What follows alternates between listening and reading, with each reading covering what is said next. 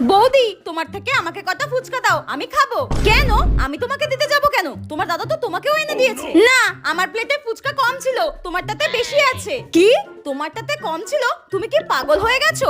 আমার 50 টাকার, তোমার 50 টাকার, মোট 100 টাকার ফুচকা আনা হয়েছিল, তোমারটাতে কম হবে কি করে? শোনো, অত কিছু আমি জানি না, তুমি দেবে হ্যাঁ কি না বলো। না, দেবো না। দেবে না, তাই তো? ঠিক আছে, আমিও মাকে বলছি, দাঁড়াও। মা!